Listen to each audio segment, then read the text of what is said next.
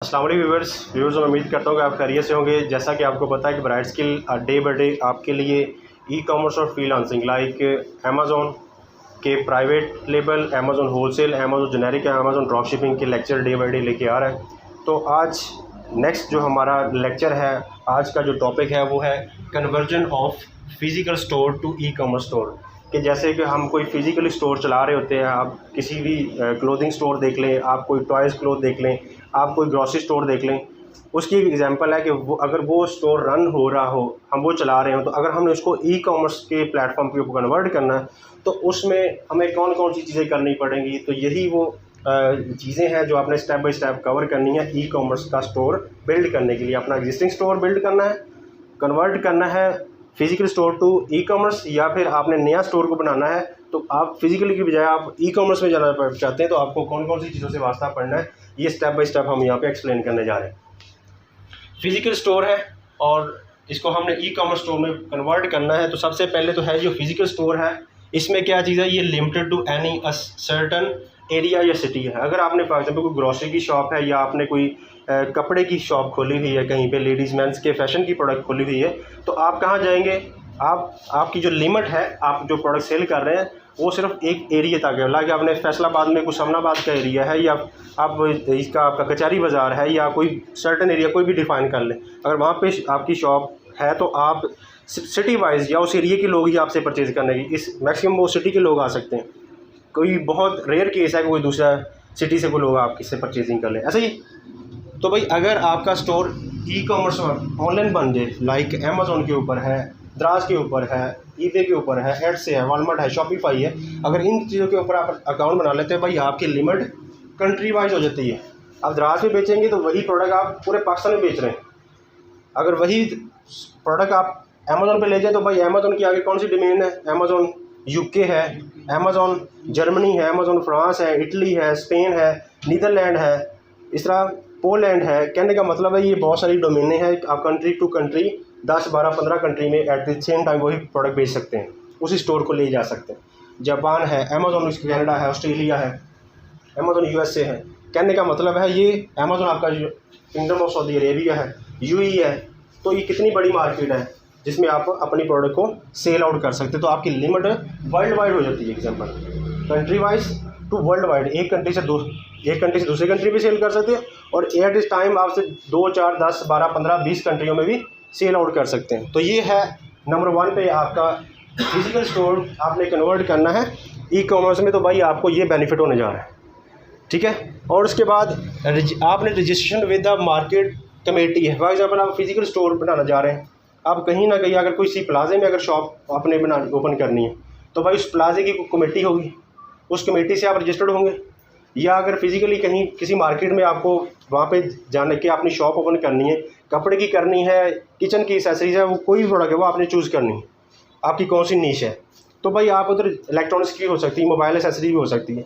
तो जिस मार्केट में आपने जाना भाई वहाँ पे जाकर आपको उस मार्केट की कमेटी से रजिस्टर्ड होना पड़ेगा, रजिस्टर पर होना पड़ेगा ना। तो उसका रजिस्ट्रेशन का प्रोसेस क्या होगा, वो उसकी डॉक्यूमेंटेशन हो सकती है, वो आपसे आपका CNA से पूछ सकते हैं, आपका कंपनी का नेम पूछ सकते हैं। भाई उसके बाद आपने क्या करना है, आपकी कोई 2 पार्टनर है तो उनके कॉन्ट्रैक्ट के बारे में पूछ सकते हैं, भाई आपने यहाँ पे क्या करनी एक्टिविटीज़।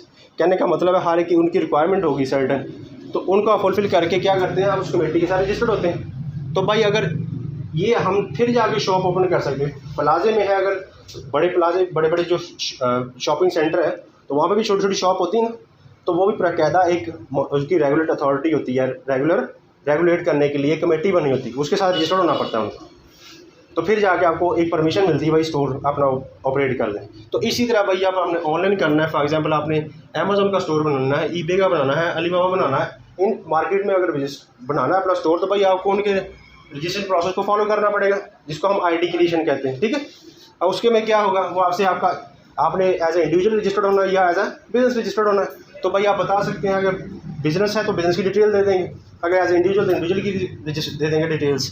वो डिटेल क्या है, ईमेल हो सकता है, आपका फ़ोन नंबर, आपका नाम, आपका एड्रेस है। उसके बाद आपसे बैंक की डिटेल पूछ सकते हैं, आपके कार्ड की डिटेल पूछ सकते हैं, भाई पेमेंट भी तो लेनी देनी है ना। उसके बाद वो आपसे आपकी ड्राइविंग लाइसेंस या पासपोर्ट वगैरह या CNAC की कॉपी मांग सकते हैं। तो ये सारी अगर आपको प्रोवाइड करते हैं तो आपसे वो आपका फ़ोन नंबर OTP के थ्रू कंफर्म कर लेंगे, वेरीफाई कर लेंगे, आपका ईमेल भी आपको वेरीफाई करवा लेंगे। तो ये सारा एक प्रोसेस है जो हर ऑनलाइन मार्केट प्लेस आपसे क्या करेगी, वेरीफाई करवाएगी ना। तो ये करने के बाद आपको एक आईडी बन जाएगा, आपका ईमेल, एक पासवर्ड मिल जाएगा। तो इस बिना पे आप उस मार्केट की उस शॉप को ओपन कर सकेंगे, लॉगिन हो सकेंगे, सिंपल है। उसके बाद वही अगर फिज़िकली था, फिज़िकली जब हमने स्टोर रजिस्टर्ड करवा लिया, ये साथ साथ पढ़ते हैं, नंबर 1 नंबर 2 पे ये रजिस्ट्रेशन हो गई। नंबर 3 पे जनाब हमने जब ओपन कर ली फिज़िकल स्टोर, तो भाई उसमें कोई प्रोडक्ट तो लगानी ना। अगर फॉर एग्जाम्पल हम मोबाइल एसेसरी कर रहे हैं, ये लेडीज़ की क्लोथिंग कर रहे हैं, भाई उसकी शेल्फिंग करनी पड़ेगी भी, भाई ये लेडीज़ में ये मेंस की है, ये लेडीज़ की है, ये किड्स की है, ये गर्ल्स की है, कैटेगरी करनी पड़ेगी। तो भाई इसकी शेल्फिंग लगाएंगे ताकि जो वॉकिंग कस्टमर है वो आके इसको लाइक करे, उसको देख सके, दिखने के बाद अपनी शिनाख्त करे, जो उसकी चीज़ प्रोडक्ट चाहिए वो परचेज़ कर ले, ऐसा ही है। तो भाई ये जो वॉकिंग कस्टमर है उसके लिए हम ये सारा कर रहे हैं शेल्फिंग। तो भाई ऑनलाइन में क्या होगा, जब हम यही चीज़ें ऑनलाइन करेंगे तो क्या अगर भाई लिस्टिंग करेंगे उस प्रोडक्ट की, डिस्प्ले करेंगे उस प्रोडक्ट को उस स्टोर में, कैसे करेंगे भाई, उसकी फ़ोटोग्राफी करेंगे, उसकी डिस्क्रिप्शन लिखेंगे, उसका टाइटल लिखेंगे, उसके बुलेट्स पॉइंट लिखेंगे, उसकी आपकी वीडियो बनाएंगे, A+ कंटेंट अभी हम पढ़ेंगे। कहने का ये सारे के सारा प्रोडक्ट को डिस्प्ले करने के लिए प्रॉपर ये सारा हम फंक्शन करते हैं। ये आपकी लिस्टिंग अमेज़ॉन के अगर कैटलॉग में करना तो भाई अमेज़ॉन के कैटलॉग में eBay है, अलीबाबा है, एडसे, वॉलमार्ट, शॉपिफाई, कोई भी स्टोर हो ऑनलाइन जिसमें आपने प्रोडक्ट को लगाना, भाई उसका तरीकाकार ये है, ठीक है जी। फिज़िकल से आपने ई-कॉमर्स में चले गए, ई-कॉमर्स में प्रोडक्ट डिस्प्ले करने का तरीका ये है, और फिज़िकली आप शेल्फिंग करते हैं। नंबर 4 पे अब कस्टमर वॉकिंग कस्टमर आएगा तो भाई आपको उसको प्रोडक्ट पसंद आ गई है तो आपके काउंटर पे कैश पे करेगा, कैश पे करेगा तो अपनी प्रोडक्ट साथ अपने ले जाएगा, तो उसकी आपकी सेल, आपका काम ख़त्म हो गया, ऐसा ही।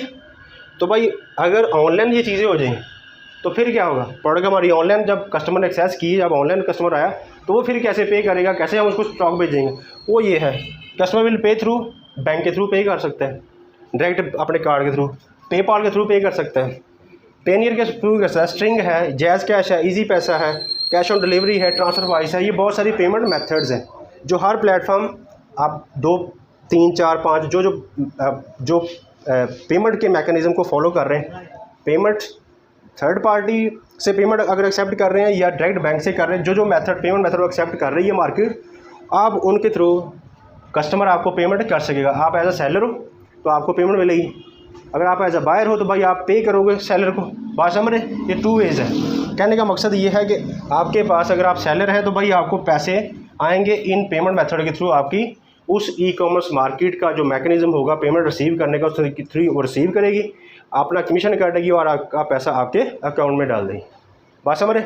और भाई इसके बाद क्या होगा, जब वो पेमेंट करेगा कस्टमर, तो जब मैंने आपको यस्टरडे दिखाया कि जब आप कस्टमर बाय इट नाउ पे क्लिक करेगा तो उसको अपना नेम देना पड़ेगा, अपना फ़ोन नंबर देना पड़ेगा, ईमेल देना पड़ेगा, एड्रेस देना पड़ेगा, तो साथ में जितनी प्राइस है वो कोड उसको पता है कितनी प्राइस के ऊपर, वो जैसे ही पेमेंट करेगा तो आपके पास एक इनवॉइस आ जाएगी।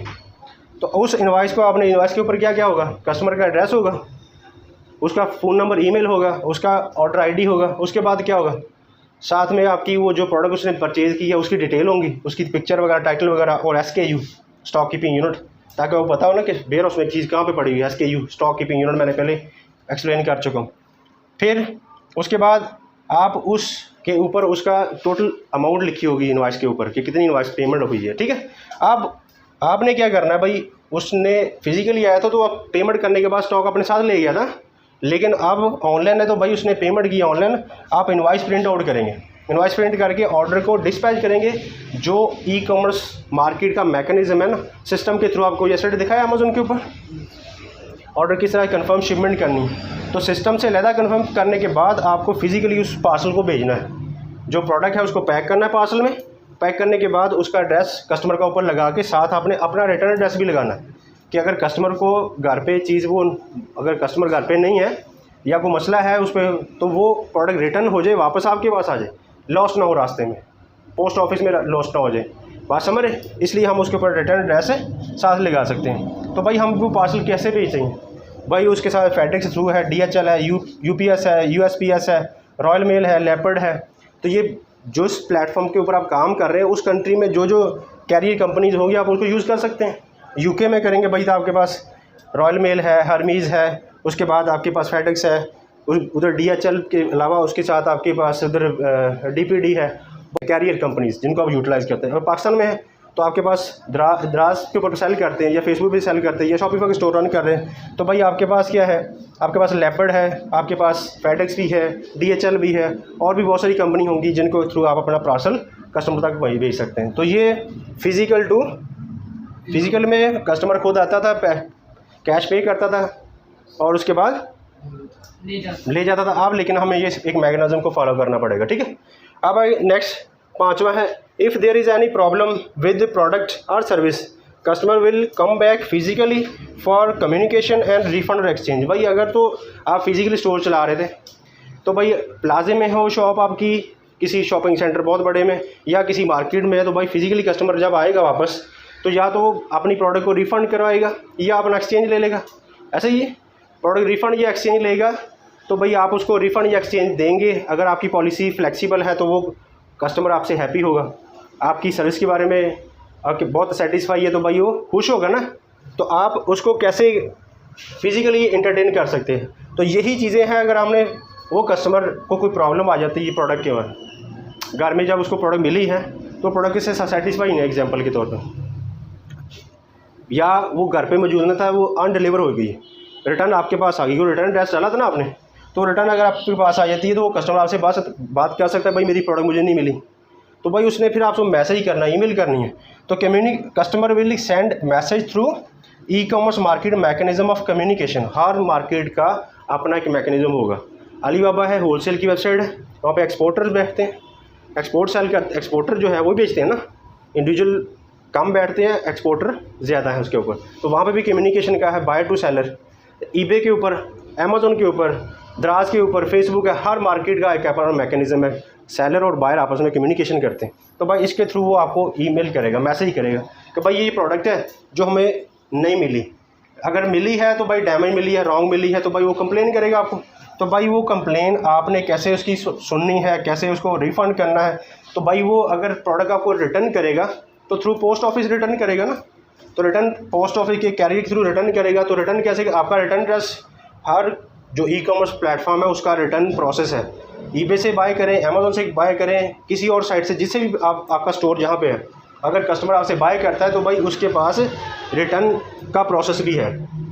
जब रिटर्न प्रोसेस इनिशिएट करेगा तो उसको एक रिटर्न एड्रेस मिल जाएगा, वो रिटर्न एड्रेस आपका होगा एज ए सेलर का।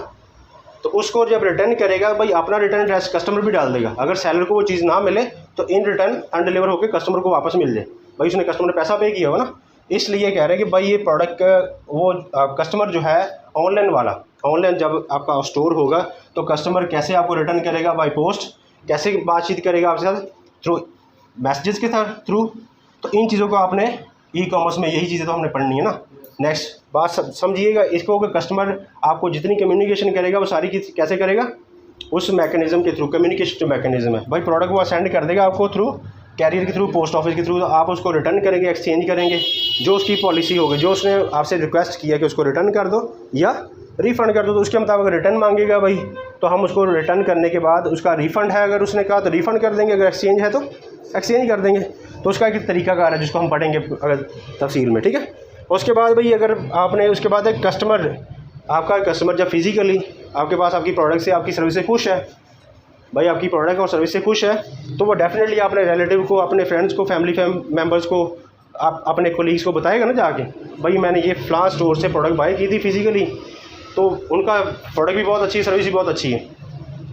अब इससे क्या होगा कि वो जो आपकी सर्विस के बारे में बता रहा है किसी को, वो फीडबैक है, और जो आपकी प्रोडक्ट में बता रहा है वो क्या कर रहा है, वो आपका रिव्यू है। तो भाई यही तो चीज़ें हैं। जब ऑनलाइन आप काम करेंगे, आपके बारे में कोई चीज़ बताएगा, आप सेलर होंगे तो feedback will be on the seller profile. जो सेलर का प्रोफाइल होगा, सेलर की रेटिंग जो है उसके ऊपर आ जाएगी कि सेलर अच्छा है या बुरा है। बात समझ रहे?